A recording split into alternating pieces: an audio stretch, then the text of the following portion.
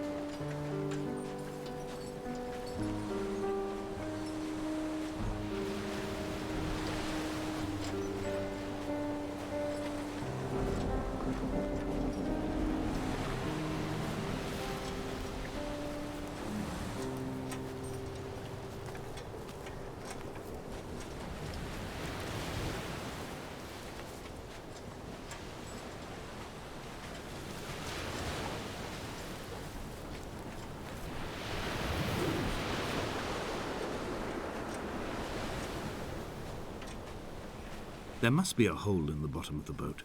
How else could new hermits have arrived?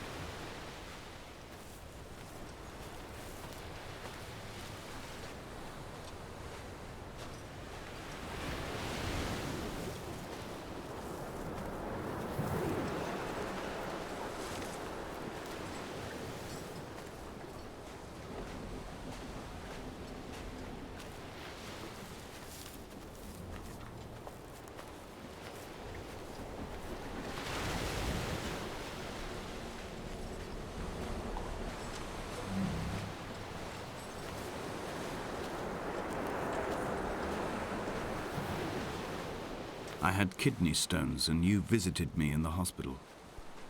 After the operation, when I was still half submerged in anesthetic, your outline and your speech both blurred. Now my stones have grown into an island and made their escape, and you have been rendered opaque by the car of a drunk.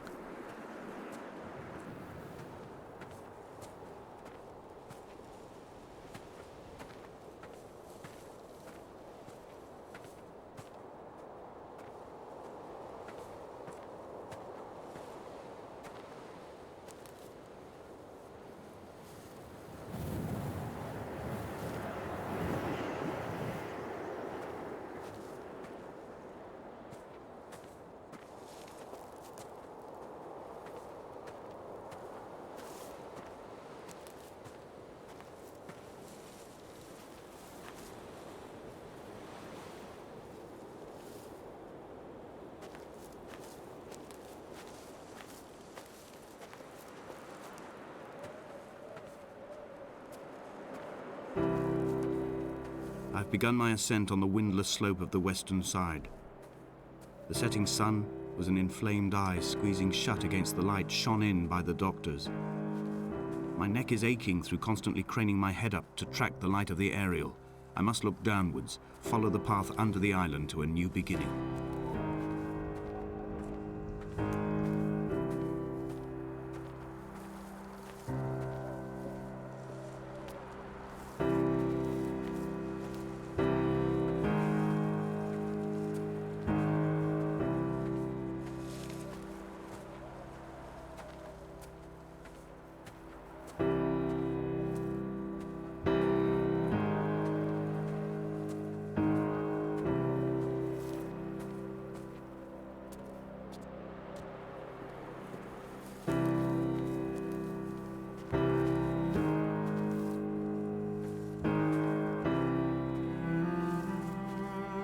The bothy was constructed originally in the early 1700s.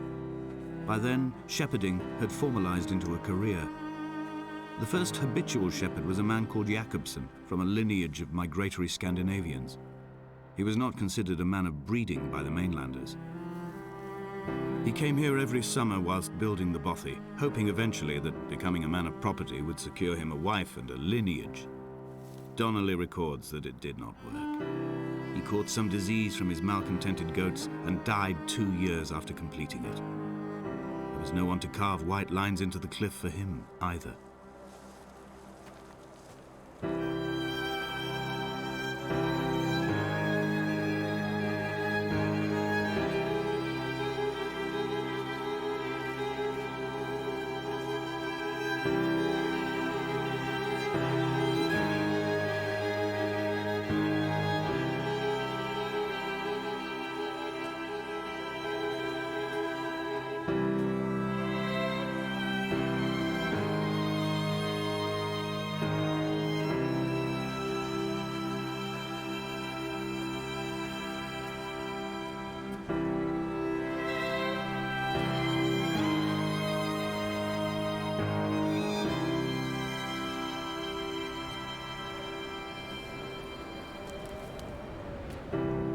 Three cormorants seen at dusk. They did not land. This house built of stone, built by a long-dead shepherd. Contents: my camp bed, a stove, a table, chairs, my clothes, my books. The caves that score out the belly of this island, leaving it famished. My limbs and belly famished. This skin, these organs, this failing eyesight. When the battery runs out in my torch, I will descend into the caves and follow only the phosphorescence home.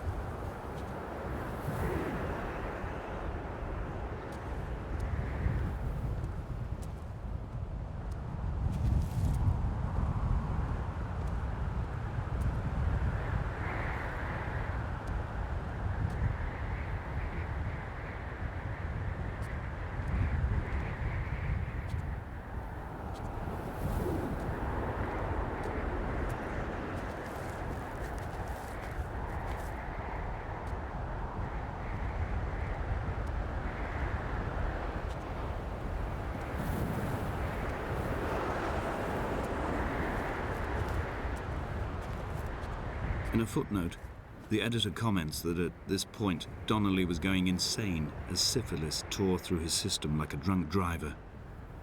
He's not to be trusted. Many of his claims are unsubstantiated, and although he does paint a colourful picture, much of what he says may have been derived directly from his fever.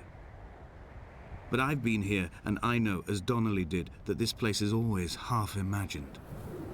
Even the rocks and caves will shimmer and blur with the right eyes.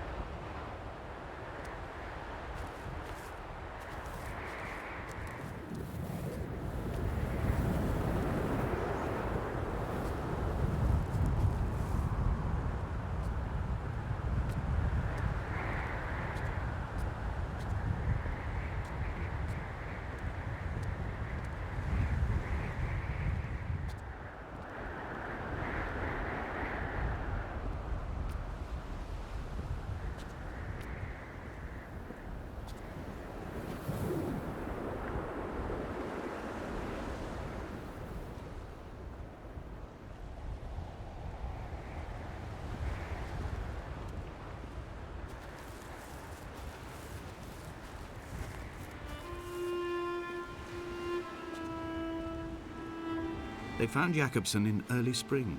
The thaw had only just come. Even though he'd been dead nearly 7 months, his body had been frozen right down to the nerves and had not even begun to decompose. All around him, small flowers were reaching for the weak sun. The goats had adjusted happily to life without a shepherd and were grazing freely about the valley. Donnelly reports they hurled the body in fear and disgust down the shaft, but I cannot corroborate this story.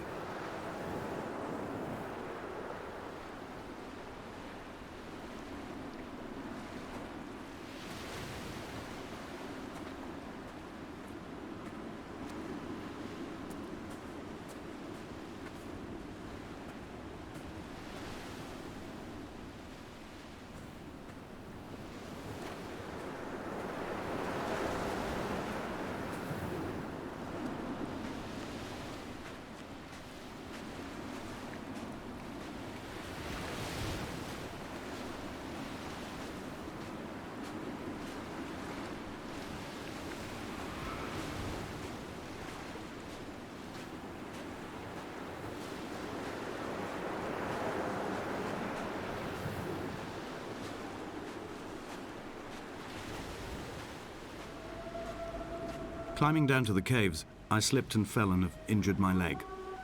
I think the femur is broken. It is clearly infected.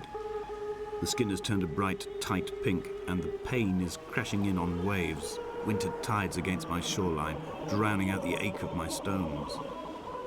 I struggled back to the bothy to rest, but it has become clear that there is only one way this is likely to end. The medical supplies I looted from the trawler have suddenly found their purpose. They will keep me lucid for my final ascent.